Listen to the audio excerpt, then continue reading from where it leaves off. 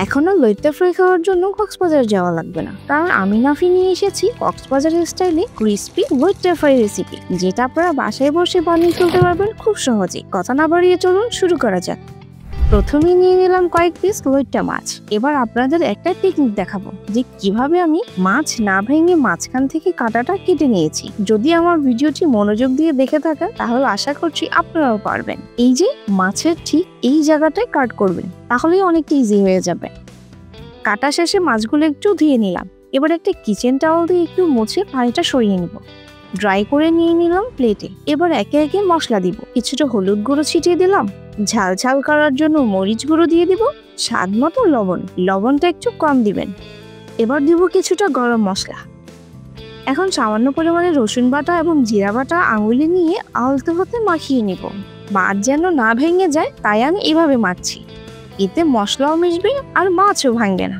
মেখে এবার কিছুক্ষণের জন্য ম্যারিনেশনের জন্য রেখে দিয়ে চলে যাব এটা ডিপিং তৈরি করতে। ডিপিং এর জন্য নিয়ে নিলাম 2 কাপ পরিমাণ বেসন, আধা কাপের মতো চাউলের গুঁড়া। এবার দিব কিছুটা হলুদের গুঁড়ো, কিছুটা মরিচের গুঁড়ো, স্বাদ মতো লবণ এবং সবশেষে রসুন ও জিরা বাটা দিয়ে আস্তে আস্তে পানি দিয়ে ব্যাটারটা গুলিয়ে নিব। মনে রাখবেন একেবারে পানি দিতে যাবেন না, সামান্য সামান্য করে দিয়ে আলতো হাতে গোলাবেন, তা না হলে দলা পাকিয়ে থাকবে। এখানে সামান্য পরিমাণে বেকিং সোডা দিয়েছিলাম। এখন প্যানে পরিমাণ মতো সয়াবিন তেল দিয়ে দিব। এবার একে একে মাছগুলো বেসনে এপিট ওপিট ভালো করে ডিপ করে নিব।